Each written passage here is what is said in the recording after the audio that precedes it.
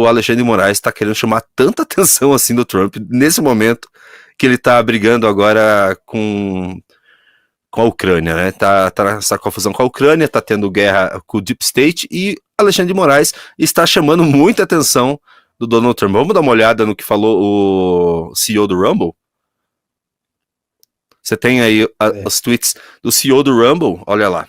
Ele escreveu em português, inclusive, né?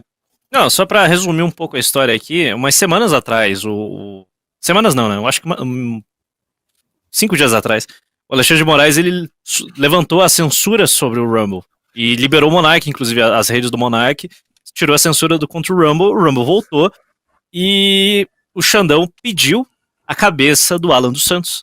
Tanto que o motivo da multa de 8 milhões que é aplicada no X foi por causa do Alan dos Santos e o Rumble falou, não vou pagar. Daí o CEO fez esse tweet aí. Aí por causa disso que eles entraram com esse processo. Pode mostrar. Quer ler, senhor Impera? Oi, Alexandre. Recebemos mais uma ordem ilegal e sigilosa na noite passada, exigindo o nosso cumprimento até amanhã à noite. Você não tem autoridade sobre o Rumble aqui nos Estados Unidos, a menos que passe pelo governo dos Estados Unidos. Repito, nos vemos no tribunal. Chris Pavlovski. Porque é o seguinte, o Rumble, ele não tem operação no Brasil. Ele sequer tem tradução no Brasil. Então, tecnicamente, o Alexandre de Moraes não pode exigir o banimento de um usuário que está em território americano, produzindo conteúdo em uma plataforma nos Estados Unidos. Como que o Alexandre de Moraes vai pedir o banimento de um cara desse? O Alan Santos está lá. Ele vai fazer Ele vai fazer o que ele fez com o Monark dentro do Twitter, né? Ele vai tentar acionar as operadoras para bloquear a URL do canal específico que ele quer fazer. É a única coisa que, de fato, ele consegue fazer. Em última instância, se a plataforma não quiser cumprir e o Xandão quiser, ele vai derrubar o serviço inteiro, como ele já fez no passado. Mas no Brasil, né? No Brasil, lógico, no Brasil. Lá ele não, como o CEO falou, ele não tem poder para fazer nada fora disso. Só que ele está sendo... a mesma coisa... Só que ele está sendo processado nos Estados Unidos, né? Exato. É a mesma coisa que a gente falou na live passada, né? Os Estados Unidos também tem um poder muito reduzido de afetar judicialmente o Xandão aqui no Brasil.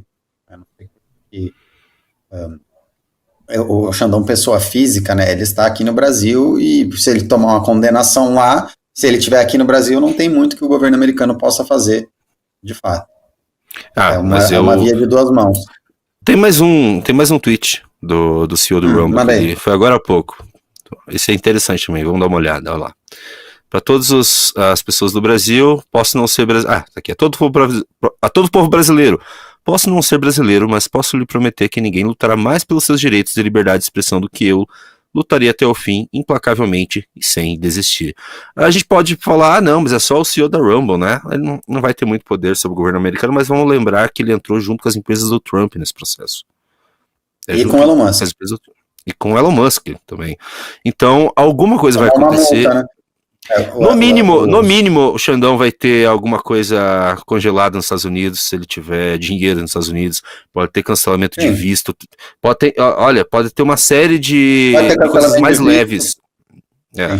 E além do que, simbologicamente, é ruim para o Xandão, né? Porque ele está avançando, assim, todas essas linhas que ele está avançando, mas a tese dele é sempre que ele está defendendo a democracia.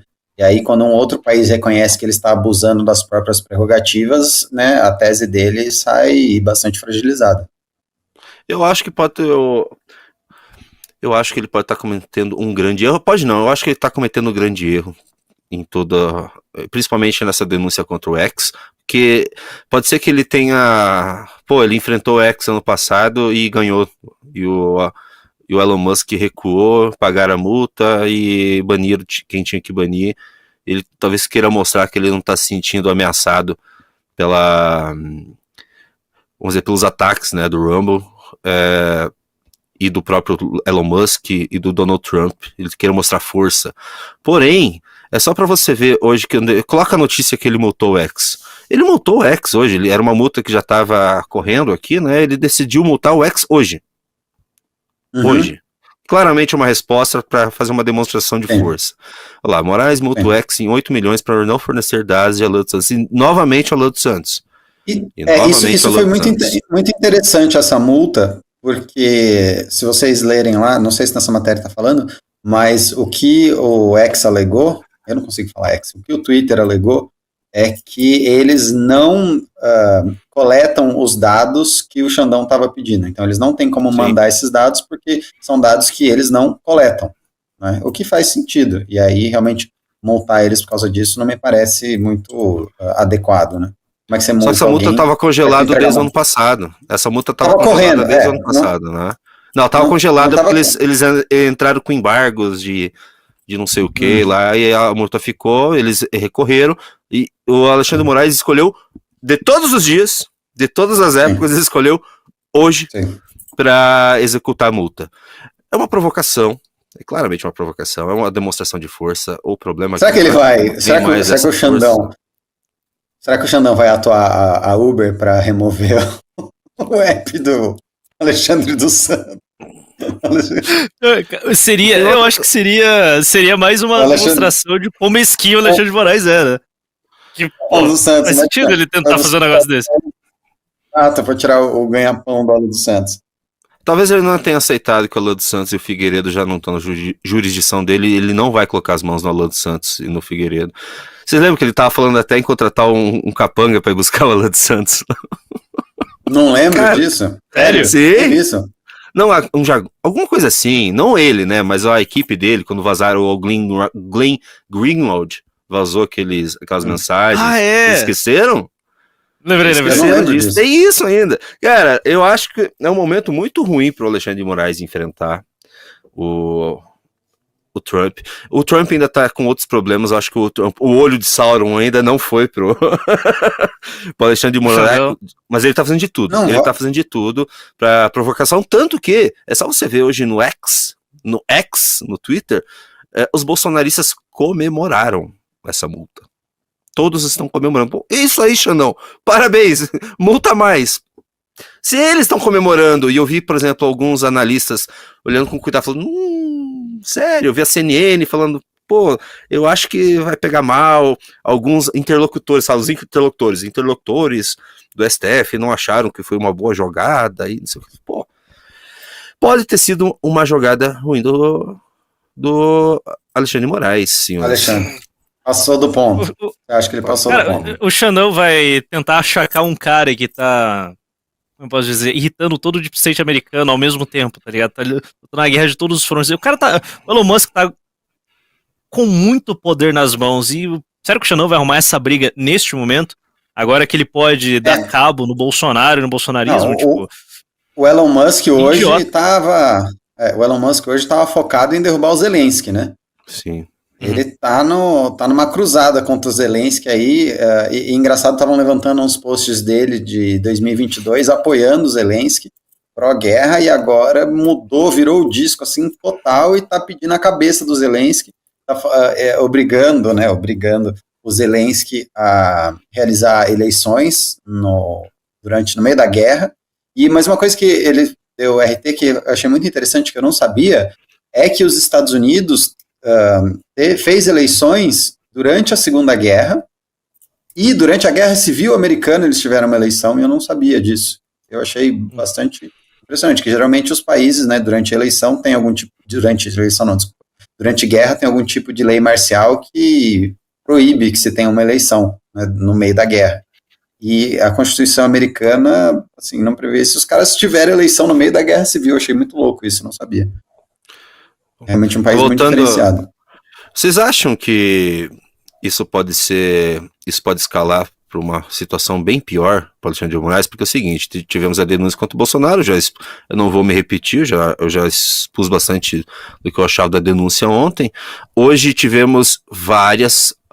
Isso que é interessante, o Xandão a denúncia que ele foi obrigado, ele foi tão pressionado que ele foi obrigado a soltar o vídeo do Mauro Cid hoje.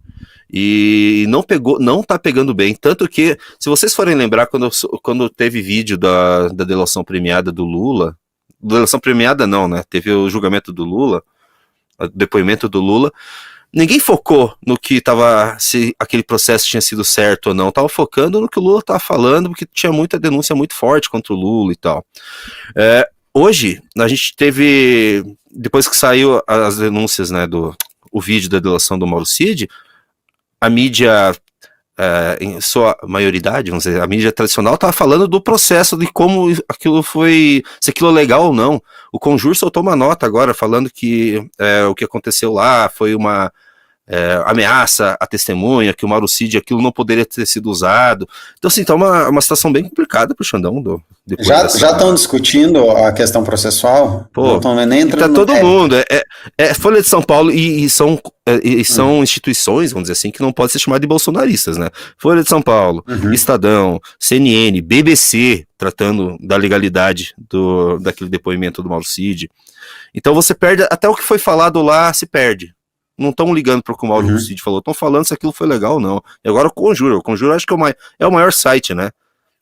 Sobre de processos e tal, que existe no Brasil, lançou uma nota falando que aquilo é legal e o Gonê não deveria ter usado isso para fazer o inquérito. Então, assim, é uma situação bem complicada para o Alexandre de Moraes, e agora ele vai arrumar uma guerra com Elon Musk, com Trump. Faz sentido? O que pode estar acontecendo? Vocês veem alguma jogada? Eu acho que a cabeça do autoritário, ele acha que ele é invencível e tá arrumando várias frentes de combate, porque ele acha que vai vencer no final. Pode ser isso, o cara tá alongando as suas linhas aí. Sabe, pode ser que ele já tenha perdido algum tato com a realidade. Tipo, não, vou assumir esse monte de guerra. Ganhei do Bolsonaro tantas vezes, ganhei do Elon Musk ano passado, eu vou ganhar. Pode ser isso, mas ele pode se tornar um problema também. Esse acordão que mantém ele lá pode ser quebrado por causa disso. Ele tá chamando muita atenção desnecessária, arrumando muitas brigas que, bom, dava pra jogar mais pra frente, dava pra empurrar com a barriga. Eu acho que ele tá arrumando muita briga, e isso pode realmente prejudicar esse acordo, porque agora as decisões que ele vai tomar em relação ao X pode afetar diretamente o governo Lula, né? Que já também não vive uma vida fácil, já está em queda de popularidade recorde, e agora qualquer problema de ordem institucional com o governo americano pode piorar isso ainda mais. E parece que é isso que o Alexandre de Moraes está causando. Isso pode trazer problemas para o próprio governo Lula, você não acha não, o senhor funkeiro, Pedro Deiru? Eu acho que tem uma configuração de forças muito maluca rolando, né? Que os Estados Unidos, até o secretário de Economia lá estava falando esses dias, reclamando que a China e o Brasil estavam tentando fechar um acordo para fazerem trocas entre si usando a moeda chinesa e o real brasileiro. E ele via isso com péssimos olhos, né? A gente já falou aqui várias vezes que os Estados Unidos, e eu falo, vou insistir, isso tem uma galera que fica reclamando, mas vou insistir, os Estados Unidos exporta inflação para o resto do mundo, né? Eu acho que, assim, possivelmente esse alinhamento Trump e Rússia que está rolando pode ser, né, de novo, meu chapeuzinho prateado aqui, pode ser um jeito de desestabilizar o BRICS, né, que hoje o BRICS é a grande ameaça para os Estados Unidos, para a capacidade dos Estados Unidos de se financiar, do governo americano se financiar, exportando a inflação para o resto do mundo. A China está vendendo títulos de dívida americana e trocando por ouro, né, a parte daquele negócio que a gente estava vendo lá, da demanda do ouro e tudo isso que está rolando, é porque a China está desovando o título de dívida americana, ou seja, a necessidade dela de guardar reservas em dólar para guardar ouro. Os Estados Unidos trazer a Rússia para mais perto, a Rússia é o R do BRICS, né?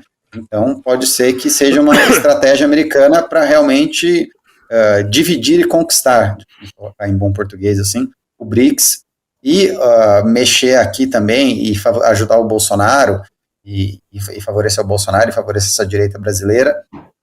É também um outro braço, assim, né, um outro caminho para se enfraquecer o BRICS, né? Então, um Lula fraco, em alguma medida um Xandão fraco, significa também um BRICS mais fragilizado.